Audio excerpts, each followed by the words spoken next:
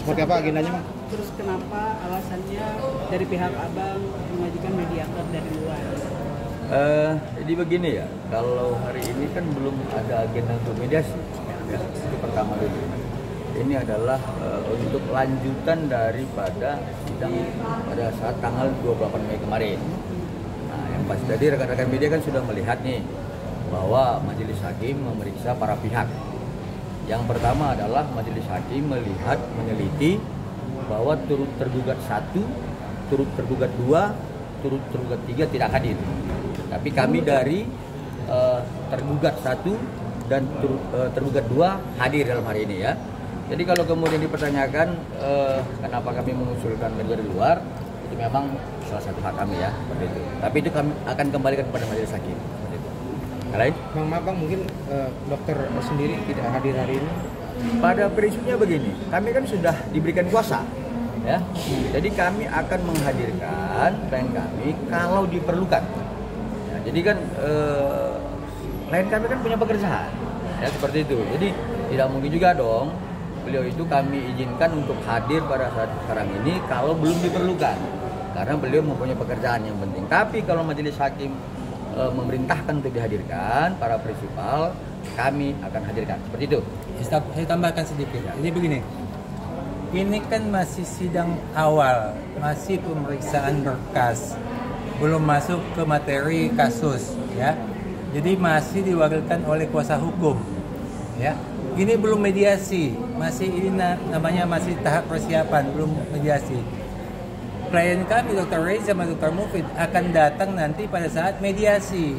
Karena mediasi itulah mereka perlu ketemu antara klien kami Dr. Reza dengan Nikita Mirjani untuk membahas. Kalau misalnya klien kami datang hari ini, ya Dr. Reza datang, Dr. Mufid datang, dia mau diskusi dengan siapa? Belum ada lawannya, ya. Jadi bukan tidak mau datang, tapi pada saat nanti mediasi, ya kami pastikan Dr. Reza datang, Dr. Mufid datang, dengan catatan pihak lawan bicaranya juga harus datang. Kalau mereka tidak datang, Dr. Reza, Dr. Mufid mau ngomong sama siapa?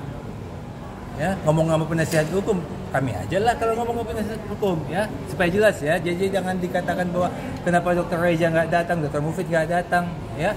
Itu hanya karena ini masih awal, masih pemeriksaan berkas, dokumen sudah cukup, pihaknya datang apa tidak, jaksa agung datang apa tidak, kapolri datang apa tidak, masih tahap itu, ya, belum membicarakan materi daripada gugatan.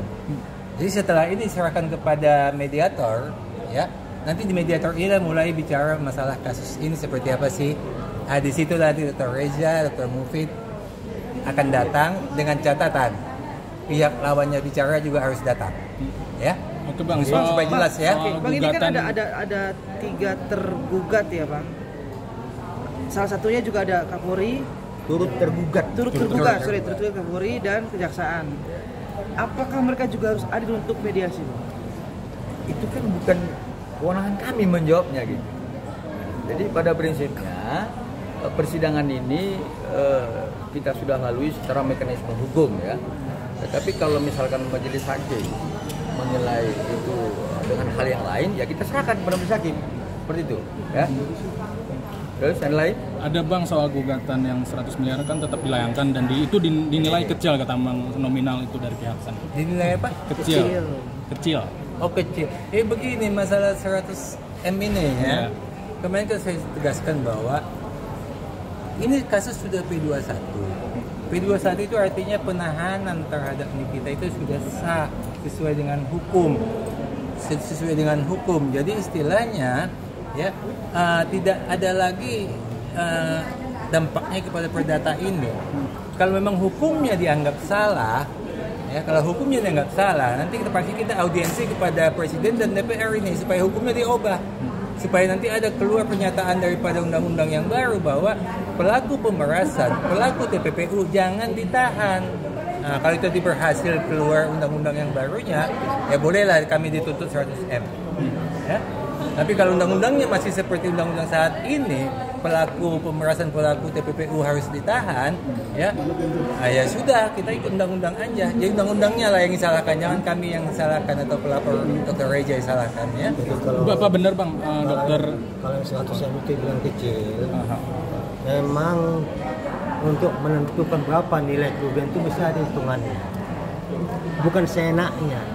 Bisa aja diminta 1 T, silakan aja dia gugatan minta 1 T pun bukan 100 M 1 T.